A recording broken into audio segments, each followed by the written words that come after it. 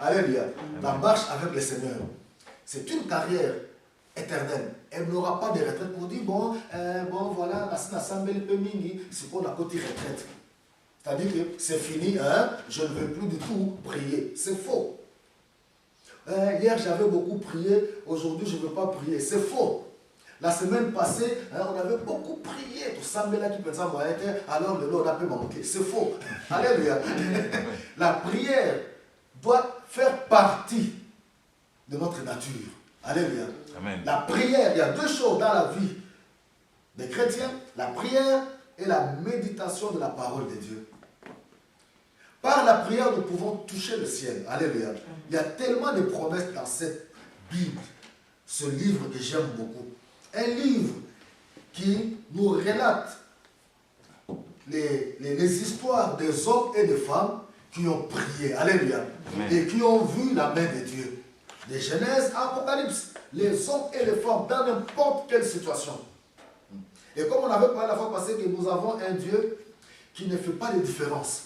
Quelle que soit l'époque, quelle que soit la période, quelle que soit la personne, quelle que soit notre souche sociale, si nous prenons la résolution de marcher dans la justice, de le prier, de le chercher, nous le trouverons. Alléluia.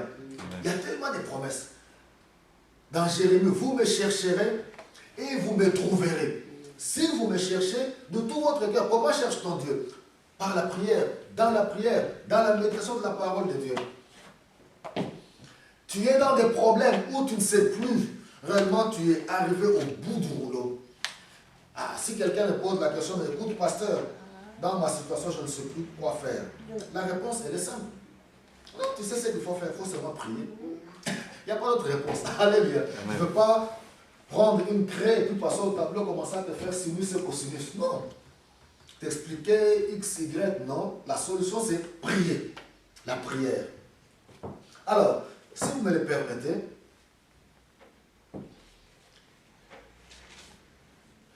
prier Dieu, c'est s'adresser à lui avec nos paroles, selon nos désirs et nos attentes. Et nous avons toutes sortes de prières. Hein? Et tout à l'heure, vous avez vu, le révérend nous a amené dans toutes sortes de prières. Prière d'action de grâce, prière de repentance, prière de louange, alléluia, prière d'adoration, et ainsi de suite. Alors, la communion avec Dieu par la prière est l'activité la plus élevée dont l'homme soit capable.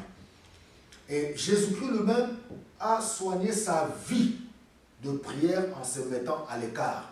Jésus, notre Seigneur, notre Sauveur, il s'est levé très tôt avant de se lancer dans n'importe quelle activité pour faire quoi? Pour aller prier. Il abandonnait même les malades, les paralytiques. Alléluia. Il ne se levait pas le matin directement et puis se lançait pour aller guérir les malades, hein? Purifier les lépreux. Non. Très tôt le matin, pendant que les disciples, je m'excuse un peu, peut-être qu'ils étaient en train de ronfler. Jésus-Christ, très tôt le matin, il s'est levé, il se mettait à l'écart pour prier. Et la Bible, comme je l'ai dit tantôt, c'est un livre où il y a tellement d'exemples des hommes qui ont prié. Bon, je vais entrer dans le vif du sujet. Dans 1 Chronique au chapitre 4, nous allons voir un jeune homme, on n'a pas donné son âge. Mais directement à partir du verset 9, on nous dit 1 Chronique chapitre 4.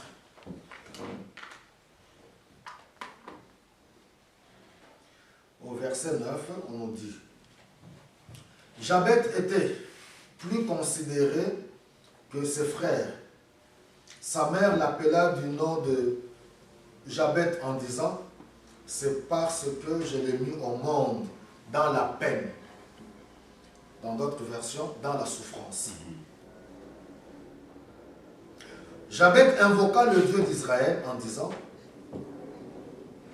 si tu me bénis en agrandissant mon territoire, si ta main est avec moi,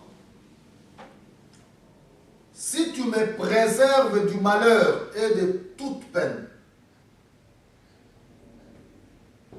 3 points. Et Dieu accorda ce qu'il avait demandé. Amen. Amen. La prière qui va changer le cours de ta vie. Je vous ai dit, il y a toutes sortes de prières. Hein? Il y a une prière, ah merci Seigneur, ah Zambelim Sangaï, la prière du pardon, repentance. Mais il y a de ces prières qui ont pour but de changer le cours de ton existence. Alléluia. Amen. Et cette prière-là, elle est tellement importante. L'autre fois, le révérend disait aussi que j'avais bien retenu cette phrase-là. Dieu voudrait bien que nous puissions être comme lui. Il ne peut pas nous demander des choses que lui ne demande pas. Étant donné que Dieu est précis dans ses demandes, il voudrait bien qu'on soit aussi précis dans nos demandes. Et ça m'impressionne. À chaque fois quand j'ai lu ce texte de ce jeune homme Jabet, il a été précis. Il est entré dans des détails. Mais avant cela, on devait comprendre que Jabet, c'est un garçon qui a d'abord fait le tour de sa vie. Il n'était pas olé, comme nous, des fois aujourd'hui on le fait. Hein. Non. Il a pris conscience de sa situation d'abord, de son état. Il a fait le tour de sa vie. Parce que la Bible nous explique ici. Hein. Normalement, quand on voit le verset 9, je peux même dire que le verset 9 devrait être après le verset 10. Parce qu'on nous donne déjà la fin ou les résultats. On dit que Jabet était l'homme le plus considéré. Donc, en d'autres termes, il était déjà l'homme le plus béni. Parce que si vous lisez un peu plus tôt, vous allez voir qu'on nous parle des descendants de Judas. Il était l'homme le plus béni, le plus honoré, le plus important de sa tribu, suite à la prière qu'il avait faite. Et Dieu avait exaucé la prière de Jabet. Et cela a fait que, suite à cela, Dieu lui a donné de la valeur. Il était devenu quelqu'un dans la vie. Et ça aussi, on va en parler. Quand on devient quelqu'un d'important, c'est dans quel but? Est-ce que c'est pour commencer à matraquer les autres? À écraser les autres? Qui n'aimerait pas être quelqu'un d'important aujourd'hui? Tout le monde aimerait bien. Dans toutes nos prières, n'est-ce pas que nous disons Nzambe Pambolangaï? N'est-ce pas vrai? Amen. Nzambe Tombolangaï. Bon, tout le monde ne dit pas Tombolangaï, hein? Mais du moins, tout le monde demande à être béni. C'est légitime de demander à ce que Dieu puisse intervenir dans notre vie. Alors, ce que j'aimerais d'abord, vous allez voir qu'il faut voir dans quel environnement Jabet est né. Ce jeune homme m'impressionne beaucoup.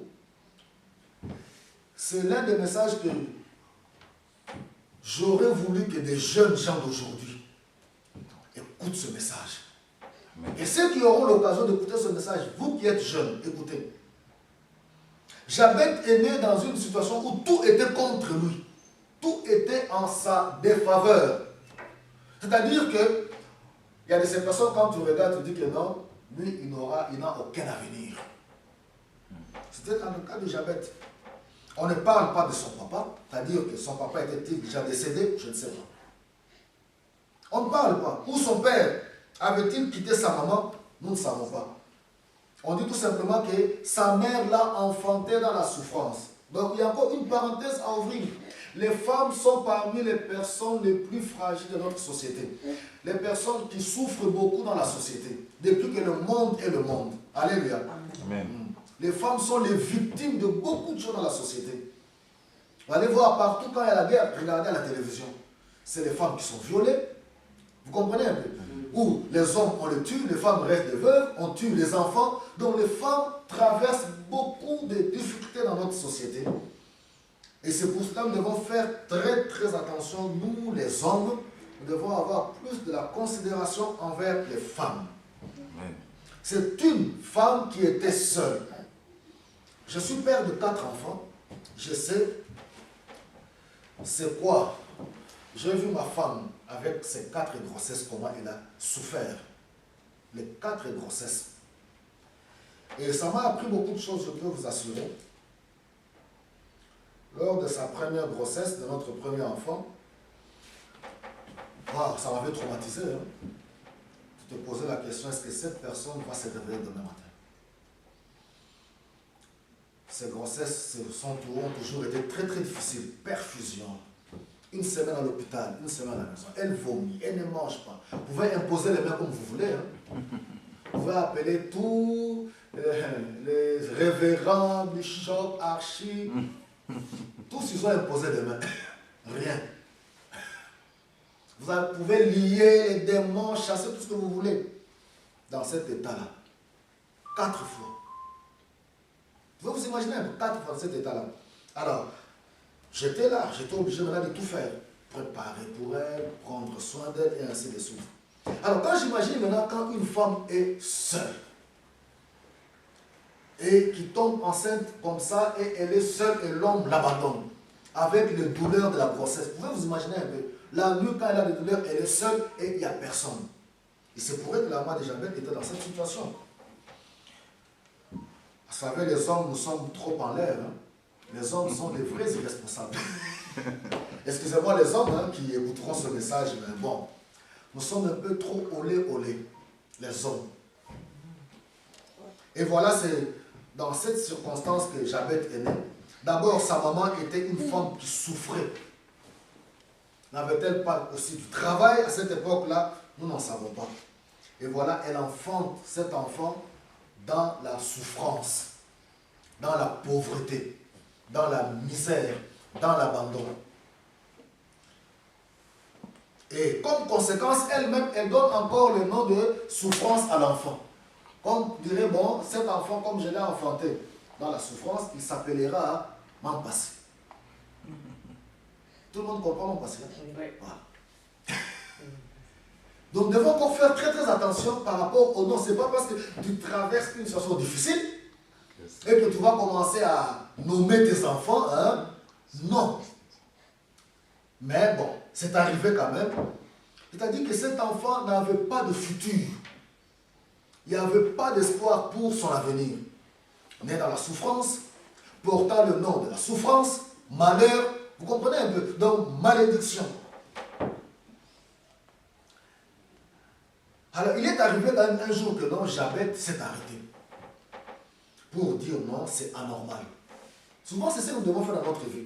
Faire un peu le tour de tout, commencer à examiner et à discerner chaque détail pour dire non, qu'est-ce qui est normal et qu'est-ce qui est anormal. Dans ce que je vis là, c'est vraiment ça ce que Dieu avait programmé pour moi. Dans ce que je suis là, c'est vraiment ce que Dieu avait préparé pour moi. Qu'importe ce que chacun de nous peut vivre, hein, mais il faut quand même se poser des questions. Parce que quand on voit dans les Écritures, nous avons tellement de promesses. La fameuse promesse de Jérémie 29, vous la connaissez, hein? Je connais, le pasteur en avait parlé, les projets que j'ai formés sur vous. Donc même si toi-même tu ignores, mais Dieu connaît. Même tes voisins, même s'ils ne savent pas de quoi est fait ton futur, Dieu dit que moi, je connais les projets que j'ai formés sur vous. Projets de bonheur et non de malheur, afin que tu aies un avenir et de l'espérance. Alors, maintenant, il faut quand même s'arrêter et dire à Dieu, bon, dis-moi, toi tu dis, toi qui m'as créé, toi qui me connais, toi qui m'aimes tant, dis-moi maintenant ce que je vis là. C'est vraiment ce que toi tu avais prévu pour moi. C'est ça le bonheur.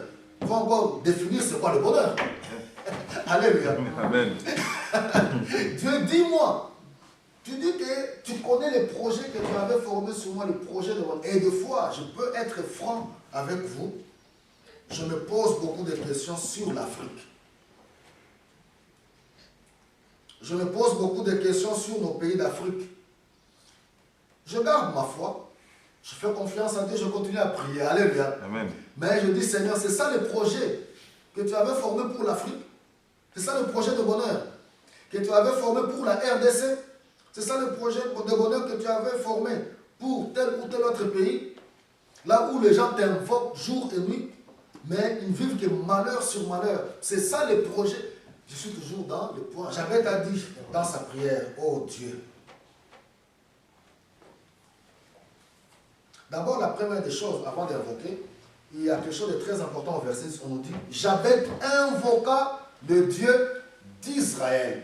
Ah, là c'est quelque chose de bien. On y arrive. Alléluia. Amen. Là, chapeau à la maman de Jabez. Parce que Jabez, comment connaissait-il le Dieu d'Israël? Ce n'est que par sa maman normalement. Les mamans, je vous encourage à inculquer, alléluia, que tu sois seul ou avec un mari, inculque à ton enfant, à tes enfants, à vos enfants, alléluia, transmettez à vos enfants les choses de Dieu, alléluia. Apprenez à nos enfants, à vos enfants, la parole de Dieu. Que nos enfants connaissent ce Dieu-là. Pourquoi? Parce que cela est salutaire pour leur vie. Jabez invoqua le Dieu d'Israël. Mais il pouvait avoir d'autres alternatives. Quand je parle des jeunes, il pouvait décider, au lieu d'invoquer le Dieu d'Israël, de se mettre dans la rue, de devenir un koulouna, un casseur. Il était libre, non? Alléluia. Amen. Il avait le choix. Tout à fait. Jabez avait le choix de devenir un brigand. Parce qu'il était en train de subir l'injustice dans la société. Alléluia. Qu'est-ce qu'a-t-il fait pour vivre tous ces malheurs? Sans papa, souffrance, misère, pauvreté. Il pouvait se révolter contre la société, comme beaucoup de nos jeunes aujourd'hui le font. Tout à fait. Il pouvait se révolter contre la société. C'est pour ça que je m'adresse à vous les jeunes. Ils disent, ah non, dans la société ne s'occupe pas de nous, c'est pour cela, nous sommes dans la rue, ainsi de suite. Oui, mais ce n'est pas la raison. Alléluia. Amen. Vous pouvez prendre la résolution de vous tourner vers Dieu. Alléluia. Amen. Dieu est vrai. Dieu sait entendre nos prières.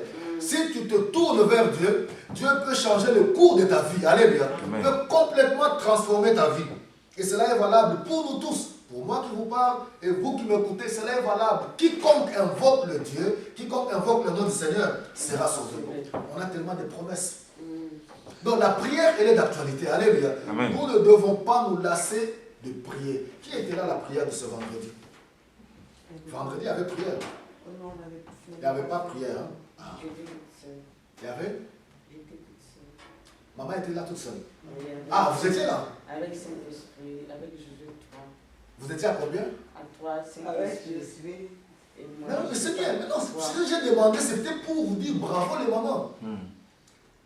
Je ne suis pas un inspecteur, non.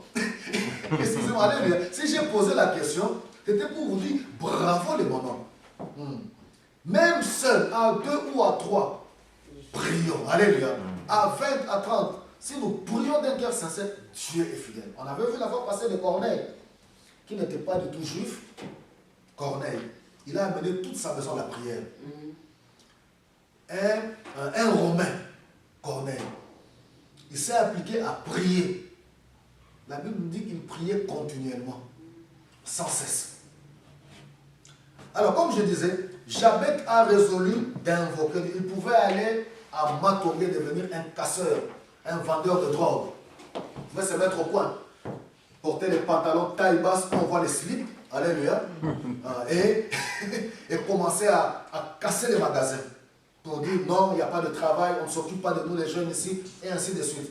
Maintenant, voilà ces jeunes hommes, suite à ce que sa mère lui avait inculqué. Et la plupart de tous ces jeunes qui sont dans la rue, vous allez voir que leur maman leur aussi inculquait la parole de Dieu. Mais ils ont choisi la rue. Alléluia. Amen. Mais Jabez a pris une bonne résolution. Il s'est tourné vers Dieu. Jabez invoqua le Dieu d'Israël. Oui. Ce que j'aime avec Israël, hein, parce qu'ils ont reçu le commandement que vous devez inculquer à vos enfants. Alléluia. La loi de Dieu. Vous devez l'écrire sur les portes, sur les linteaux, toutes ces choses-là, vous le connaissez. Vous devez les écrire pour le transmettre à vos enfants. C'est ainsi que cela a été bénéfique pour Jabez. Alors, il invoqua le Dieu d'Israël en disant, si tu me bénis, pourquoi? Parce qu'il avait réalisé qu'il n'était pas béni. Tout dépend maintenant de la définition que nous pouvons donner aujourd'hui sur la bénédiction. Pour quelqu'un d'autre, la bénédiction, c'est quoi?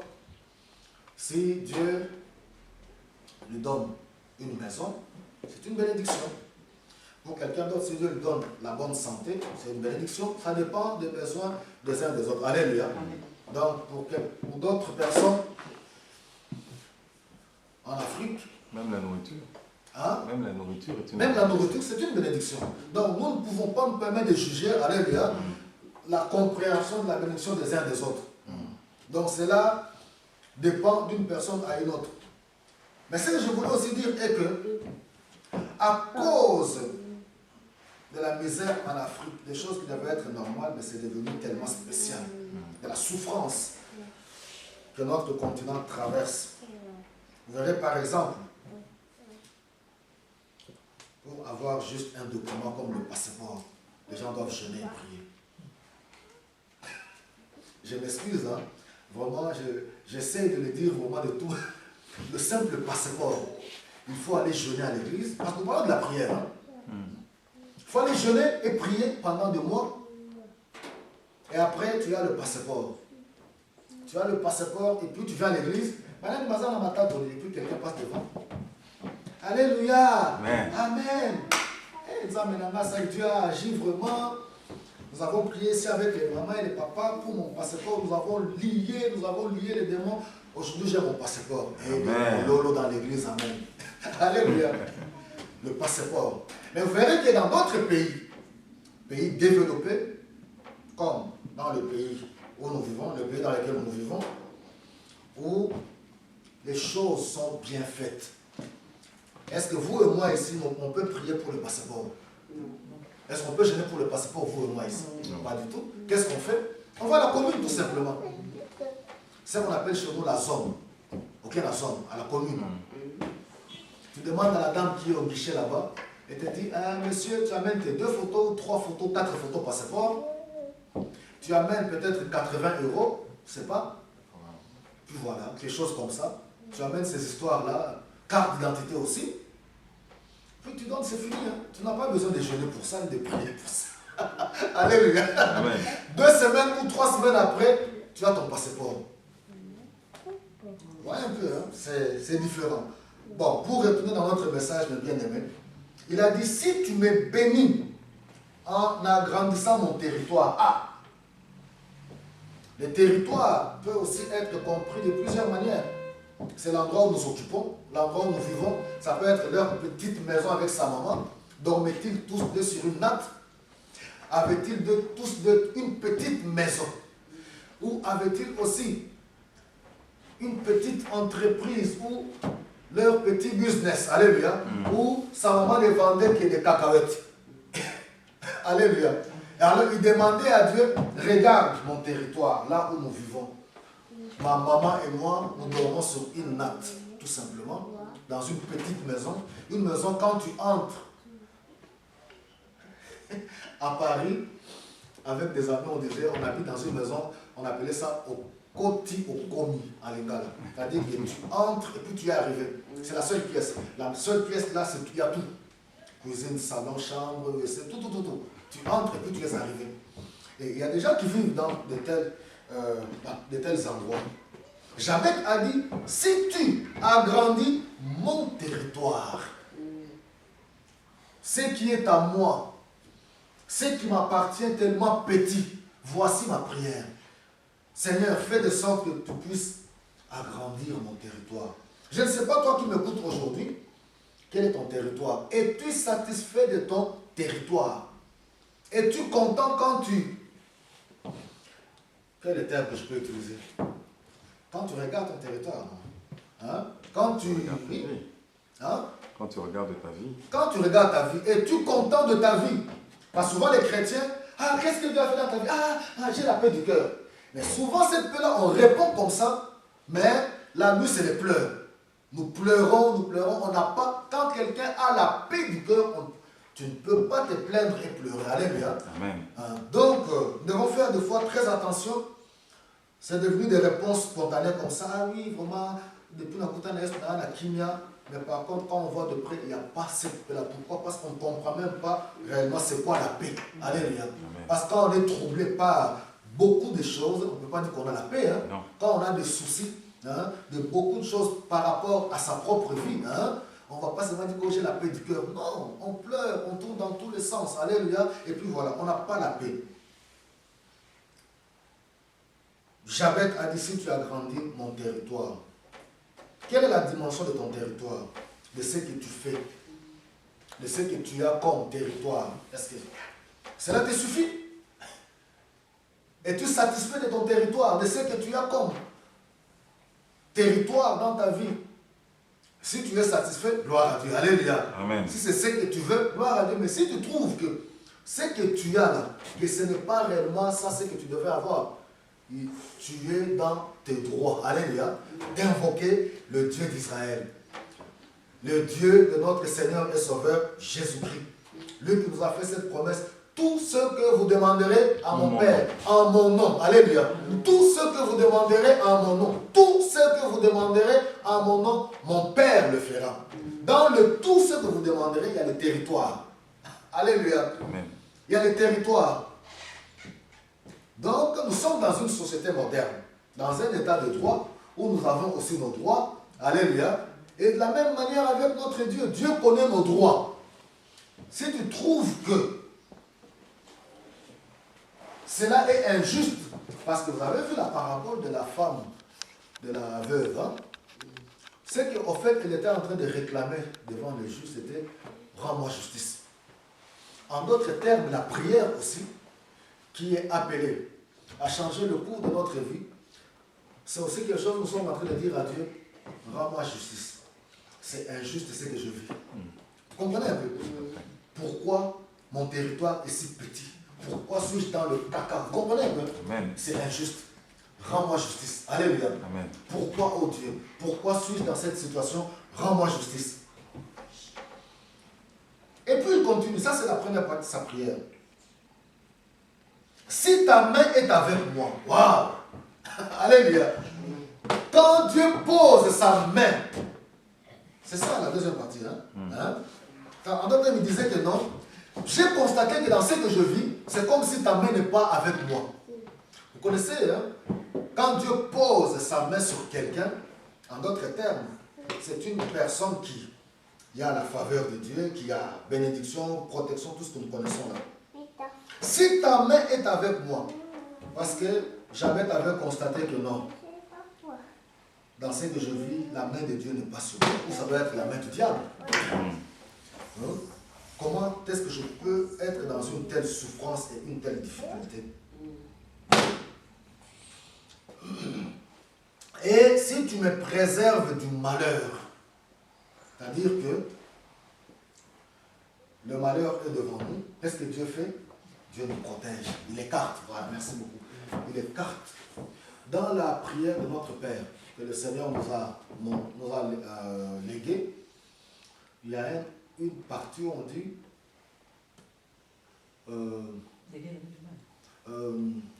on parle de la tentation, là, c'est quoi? Ne nous soumets pas à la tentation, hein, mais délivre-nous du mal. Merci beaucoup. Délivre-nous du mal. C'est ça qu'il voulait dire. S'il y a le mal, s'il y a le malheur, c'est le délivre-moi. Alléluia. Protège, ne permet pas à ce que le mal puisse être sur moi. Que le mal puisse avoir gain de cause sur moi. Bienvenue, maman. Que Dieu te bénisse. Si tu me préserves du malheur et de toute peine. C'est-à-dire que ce jeune homme a vraiment donné le détail de sa situation pour dire que je suis né dans la souffrance. Ma mère a été une femme malheureuse. Je suis né dans cette situation, dans cet état-là. Oh Dieu, si tu prends la résolution de me faire sortir de là, de changer le cours de ma vie, d'enlever la malédiction sur ma vie, de bénir ma vie, de tendre ta main sur moi, c'est-à-dire que de faire réussir tout ce que je vais entreprendre, comme Joseph. J'aime beaucoup encore l'histoire de Joseph. Joseph, le 11e fils de Jacob. C'est ça, hein, l'avant-dernier, parce que le dernier c'est Benjamin. C'est un jeune homme exceptionnel, où nous avons vu la main de Dieu dans la vie de ce jeune homme. Même dans des difficultés, on peut constater celui qui a la main de Dieu sur lui. Dans la prison, on pouvait voir la distinction que la main de Dieu était sur Joseph. Amen. Chez Potiphar, on pouvait voir la distinction que la main de Dieu était sur Joseph. Parce que si vous lisez bien les Écritures, on dit que non, parce que Dieu était avec lui. Oui. Même Potiphar, il pouvait lui-même confesser que non, ce jeune homme, Dieu est avec lui. Même dans la prison, les chefs de la prison pouvaient voir que non, ce jeune homme, Joseph, le fils de Jacob, Dieu est avec lui. Comme résultat, il y aura des jours où on parlera de Joseph. Comme résultat, il a été élevé comme deuxième personnalité dans un pays étranger, en Égypte. Alléluia. C'est-à-dire que la main de Dieu était sur Joseph. Dieu a fait réussir Joseph dans toutes ses entreprises. Quand il est arrivé chez Potiphar, Dieu a béni et Joseph et il a béni l'entreprise de Potiphar. Vous lisez quand même là-bas, la parole, non? Et Joseph et la maison de Potiphar et les biens de Potiphar, Dieu a tout béni. C'est pour cela que vous comprenez, mes bien-aimés, nous devons faire par tous les moyens d'être des sources de bénédiction. Alléluia. Amen. Des personnes que partout là où nous passons, qu'il y ait l'empreinte de Dieu. Alléluia. Amen. Être des hommes de bien dans ce monde, dans cette société. Alléluia. Amen. De laisser des bonnes traces dans la vie. Être des canaux par lesquels Dieu peut passer pour faire du bien autour de nous. Alors on nous dit, et Dieu accorda ce qu'il avait demandé. À qui? À Jabet. Vous voyez que Dieu n'est pas compliqué. Hein? Tu es tellement bon. Alléluia. Amen. Bon, on ne dit pas que Dieu a accordé dans l'immédiat. On ne sait pas. Est-ce qu'après une semaine, nous ne savons pas. Est-ce qu'après un mois, on ne sait pas. Mais le but de ce message, c'est pour nous dire tout simplement, il ne faut pas lâcher prise. Alléluia. N'abandonne pas. Ne baisse pas les bras. Si Dieu a pu accorder à Jabet, et laissez-moi vous dire, bon, peut-être qu'à cette époque-là, il n'y avait pas d'église. Jabet a invoqué le Dieu d'Israël. Il n'y avait pas Internet. Il n'y avait pas toutes ces Bibles que nous avons aujourd'hui. Nous avons toutes sortes de versions de Bible. Hein. Nous avons Internet. On a tout aujourd'hui. C'est-à-dire que nous sommes dans une société, je pourrais me dire qu'une société où on nous a facilité beaucoup de choses. Donc Dieu nous aide, mes bien-aimés. Vraiment, si jamais on avait quelque part baissé les bras, non. Que nous puissions nous ressaisir encore. Nous avons un futur meilleur. Dieu a un programme spécial pour chacune de nos vies. Alors c'est pour ça, vous voyez, au verset 9, on nous dit que Jabet était l'homme le plus considéré de ses frères. C'était ça le résultat. Alléluia. Quand Dieu a écouté sa prière et que Dieu l'a exaucé et que Dieu lui a donné tout ce que son cœur désirait en fonction de ses demandes, Jabet était devenu quelqu'un de plus important. Et je pense que quand j'ai donné l'exemple de Joseph, le fils de Jacob, c'est pour dire que dans le parcours de la vie de Joseph, vous allez voir qu'il était devenu l'homme le plus important. Il n'y avait que le roi, il n'y avait que Pharaon. Mais Joseph, dans un pays étranger, était devenu l'homme le plus important, et non pas seulement pour sa tribu, mais du monde de cette époque-là. N'oubliez pas, il y a eu la famine dans cette époque-là. Joseph a nourri tout le monde, toutes les nations de cette époque-là. Joseph les a nourris. Pourquoi? C'est parce que Joseph est entré dans le programme de Dieu et il a réellement accompli ce que Dieu attendait de lui. Vous comprenez un peu? Amen. Ça, c'est l'une des choses qu'on devra beaucoup dire à nous, à vous qui m'écoutez, et à moi-même qui vous parle aujourd'hui, et à tous ceux qui écouteront ce message. Que Dieu nous aide, ou que Dieu nous place dans la vie, quelles que soient les bénédictions que Dieu nous donnera dans la vie, c'est pour que nous puissions être utiles pour notre communauté, être utiles pour la société. Alléluia. Amen. Être des hommes de bien, faire du bien autour de nous. Dieu ne va pas faire de sorte qu'on devienne des personnes importantes pour commencer à écraser les autres, pour faire souffrir les autres, pour mépriser les autres. C'est ça, souvent le mal. Je me permets de le dire, peut-être, je ne sais pas si j'ai tort ou raison, le mal des Noirs. Quand on n'a rien, beaucoup de gens, même des serviteurs de Dieu, beaucoup de serviteurs de Dieu, dans leur témoignage, j'étais pauvre, tout ça, maintenant aujourd'hui tu as autant de pantalons, tu as autant de voitures, de maisons, tu commences à mépriser les autres. Alléluia. tu commences à mépriser les gens, à traiter les gens de pauvres. Mais tu oublies que toi-même que tu étais pauvre d'abord, que Dieu t'a sorti de la pauvreté. Alléluia. Donc, ne soyons pas vraiment, je m'excuse le terme, un peu idiot, mais que Dieu nous donne de l'intelligence. Alléluia. À comprendre que si Dieu nous a tirés de quelque part, de là où nous étions pauvres, rien, ayons du respect. Et qu'on est devenu quelqu'un dans la vie, ayons du respect pour tout le monde, qu'il soit grand ou petit, respectons tout être humain. Alléluia. Et donnons de l'espérance pour ceux qui sont encore en bas. Alléluia. C'est ça être quelqu'un d'important. Jamais était devenu quelqu'un d'important. On connaîtra la valeur et l'importance de quelqu'un par rapport à ce qu'il fait pour sa société. Ce n'est pas par rapport à ce qu'il a, par rapport à ce qu'il fait pour sa nation. Et je pense que l'Église, notre Église, nos églises de réveil, en commençant par nous les hommes de Dieu, ça devrait être une très très bonne leçon pour nous. Alléluia. Comprendre que si Dieu nous élève, ce n'est pas pour notre propre gloire. Alléluia. C'est pour que nous puissions être au service des autres. Et je pense que c'est ça la vie de Jabez, la vie de Joseph. Quand il est devenu grand, il a nourri le monde entier. Il a nourri, ce n'était pas pour dire que non, moi je suis le grand prêtre. Dans le langage courant de nous les Congolais, c'est moi le grand prêtre. On a tordu même le sens du terme, le mot prêtre. C'est moi le grand prêtre. Non. Voilà mes bien-aimés, je vais m'arrêter là. C'était pour nous encourager à continuer à prier.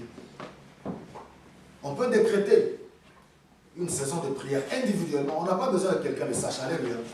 On n'a pas besoin que quelqu'un sache que non, j'ai décrété en secret avec Dieu une saison de prière pour telle situation qui me concerne. On peut décréter une période de prière comme église, alléluia, pour notre église, pour tel sujet, pour nos familles. Ensemble, on se dit, bon, on prend une semaine, ou on prend 2 semaines, ou on prend tout un mois, où on va prier pour tel sujet, pour que Dieu intervienne en faveur de notre église, ou pour que Dieu intervienne en faveur de nos familles, et ainsi de suite. On peut décréter en privé toute une année de prière seule. C'est un secret entre toi et ton Dieu. Alléluia. Amen. Donc, tu n'as pas besoin quand tu rencontres quelqu'un pour lui dire que la bouton est là, la 4 heures. Ça me fait souvent rire quand j'entends les gens dire, mais pourquoi tu dois dire aux gens que tu t'es réveillé à 1 heure pour prier jusqu'à 5 heures du matin?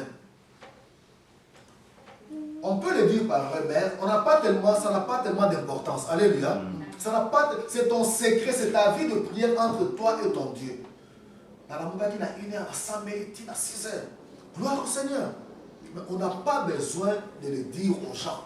J'aimerais bien dire à mes frères chrétiens, on n'a pas besoin de dire aux gens que dans la Mouba, il y a 1 heure, à 100 minutes, 6 heures du matin. Bon, ça dépend. Si c'est un témoignage pour édifier quelqu'un, mais souvent de fois, on le dit comme ça, sans se rendre compte que non, on n'en a pas besoin. Le Dieu de Jabez, il n'a pas changé. Alléluia. Amen. Il est le même hier, aujourd'hui et pour l'éternité. Le Dieu qui ne fait exception de personne. Que le Seigneur vous bénisse. Amen. Amen.